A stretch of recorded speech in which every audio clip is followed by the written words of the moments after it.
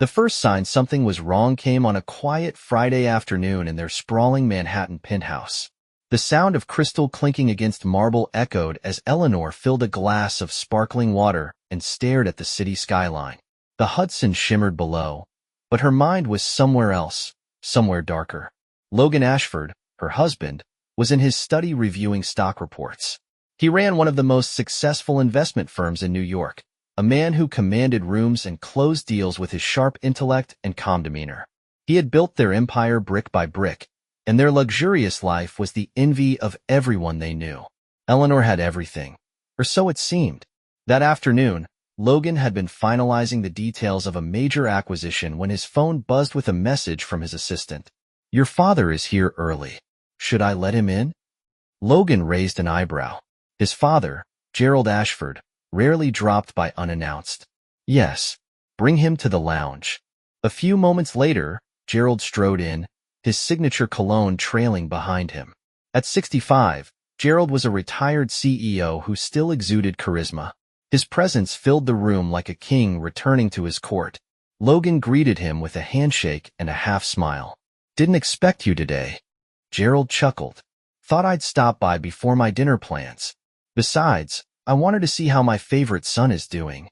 Logan smirked. "I'm your only son." "Exactly." Gerald's eyes twinkled. But beneath the humor was something else, something Logan couldn't quite place. Eleanor entered the room, a vision in her tailored silk dress.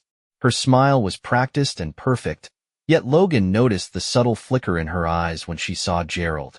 "Gerald!" She greeted him with warmth, embracing him briefly. "What a surprise." Gerald's expression softened. "Eleanor, you look radiant as always." Logan watched the interaction, his gut tightening with an unease he couldn't explain. That evening, as they hosted friends for cocktails on their terrace, Logan noticed Eleanor's distraction. She laughed at the right moments, but her gaze drifted more than once. And when she thought no one was watching, she stared at her glass with an expression that didn't belong to someone who had everything. After the guests left and the city below settled into its quiet hum, Logan leaned against the terrace railing and looked at his wife. "You've been somewhere else all day," he said. Eleanor wrapped her arms around herself as the breeze swept across her hair. "It's nothing." Logan's eyes narrowed. "It doesn't seem like nothing." Eleanor hesitated, then forced a smile. "I've just had a lot on my mind." But Logan knew his wife too well to believe that. In the days that followed, the distance between them grew. Eleanor's late-night phone calls and her excuses about needing space became more frequent. Logan had always trusted her implicitly, but now, the cracks in that trust began to widen. One night, he woke to find her side of the bed empty. He patted down the hallway and found her sitting in the darkened living room, staring at her phone. "Eleanor?" She jumped, clutching the phone to her chest. "Logan, you scared me." "What are you doing out here?" he asked, his voice low. She hesitated. "I couldn't sleep." Logan stepped closer, noticing how she fidgeted. "What's going on?" Tears filled her eyes, but she quickly wiped them away. "Nothing. I feel restless sometimes." Logan wanted to believe her, but the knot in his stomach only tightened. The perfect facade of their life was beginning to crack, and Logan couldn't shake the feeling that something far more sinister was lurking beneath the surface. Despite the growing tension in their marriage, life around Logan and Eleanor continued at its usual breakneck pace. The Ashfords were staples of New York's social scene, invited to exclusive galas and fundraisers where they were expected to be the golden couple. But beneath the glittering facade, their lives were filled with people who played pivotal roles in their unraveling. Gerald Ashford wasn't just Logan's father. He was a larger-than-life figure who loomed over their marriage in subtle ways. Gerald had built his own empire before passing the torch to his son, and though he was officially retired, he loved being involved in their lives. Eleanor always seemed at ease around him, her laugh more genuine when he was present. Logan had brushed it off as mutual admiration, until now. Then there was Catherine, Eleanor's oldest friend. Catherine had been Eleanor's roommate in college and remained her closest confidant. But Catherine wasn't blind. She had noticed Eleanor's late-night phone calls and the strained look in Logan's eyes. One evening, Catherine invited Eleanor out for drinks at an upscale bar in Midtown. Is everything okay? Catherine asked as they sat in a quiet booth. You've been distant lately. Eleanor's fingers fidgeted with the stem of her glass. Things have been complicated. Catherine raised an eyebrow. Complicated how? Eleanor hesitated. Logan's been working longer hours. I felt alone. Catherine leaned forward, her voice gentle but firm. Eleanor, if there's something more going on, you need to be honest, with yourself and with Logan. Eleanor looked away, guilt flickering across her face. It's not that simple.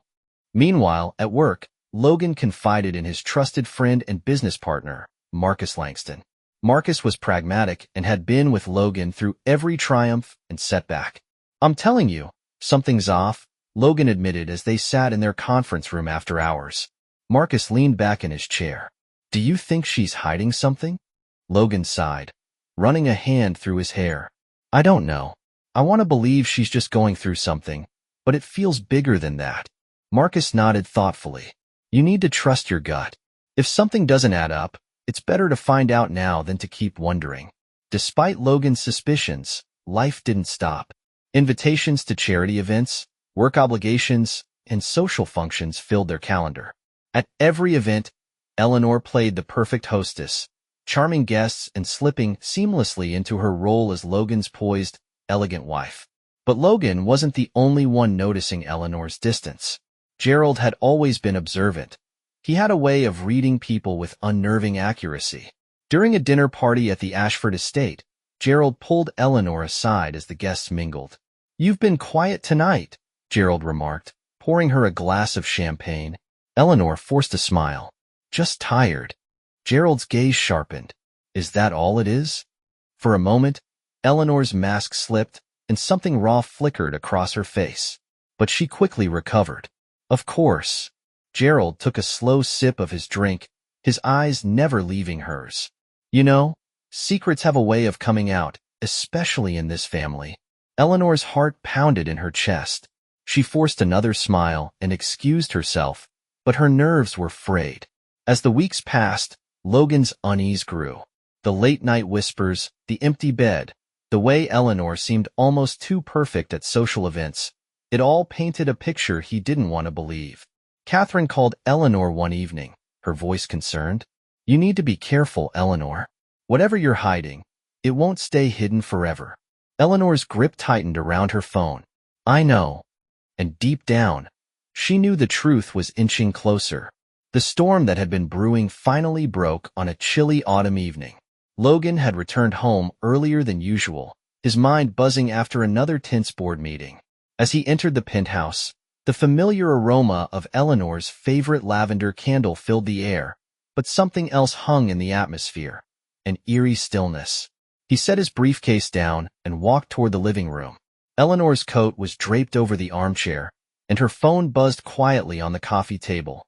Logan glanced at the screen out of habit and saw a message that made his blood run cold. Miss you already. Same time next week? Logan's heart pounded. He hesitated for only a moment before unlocking the phone. It was a number he didn't recognize. The chat history was damning. Snippets of conversations and plans that told a story he hadn't wanted to believe. Eleanor returned moments later, a lightness in her step that disappeared the second she saw Logan holding her phone. Logan, she asked, panic creeping into her voice. He didn't answer immediately. Instead, he raised the phone. Who is he? Eleanor's eyes darted away. It's not what you think. Logan's voice was calm but deadly. Then what is it, Eleanor? Because from where I'm standing, it looks exactly like what I think. She swallowed hard. Logan, please. Tell me the truth, he interrupted, his composure cracking. Tell me who he is. Tears filled her eyes. She opened her mouth to lie but closed it again. There was no point. Logan had seen everything. It's your father, she whispered. The words hit Logan like a physical blow. Gerald Ashford had always been larger than life. But this? This was a betrayal that felt biblical in its magnitude. Logan stumbled back a step, disbelief and rage swirling inside him. You're lying. Eleanor shook her head, tears streaming down her face. I swear, I didn't mean for it to happen. I I was lonely and You were lonely? Logan's voice rose, his anger bursting forth. You had everything, and you turned to him? My own father? Eleanor fell to her knees, sobbing. I was weak. I made a mistake. Please, Logan. But Logan was already turning away. The room spun as memories flashed through his mind. Family dinners, holidays, moments that were now poisoned by the truth. Later that night, Logan sat alone in his office, a glass of scotch in hand. The betrayal cut deeper than anything he'd ever imagined. His mind replayed the times he had seen them share polite conversations, the lingering glances he'd dismissed as innocent.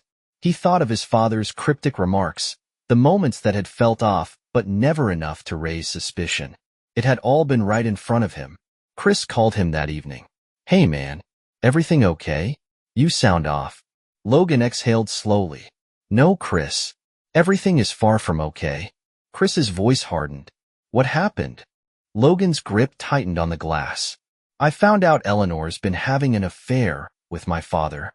There was silence on the other end of the line, followed by a string of curses. Are you serious? Logan, what are you going to do? Logan's eyes darkened. I'm going to make sure they both regret it. The next morning, Eleanor woke to find that Logan was gone. She searched the penthouse, but his side of the bed was cold, his keys missing. Her phone buzzed with a new message from Gerald. We need to talk. She ignored it, fear twisting in her stomach. The walls of her perfect life were crumbling, and she knew the reckoning was near. The silence in the penthouse felt like a verdict, heavy and damning. Eleanor paced the length of the living room, her heart pounding in her chest. She hadn't heard from Logan since the night before, and the absence of his presence felt unbearable. When her phone buzzed again with another message from Gerald, she flinched. We need to talk now. She didn't reply. Logan wasn't far.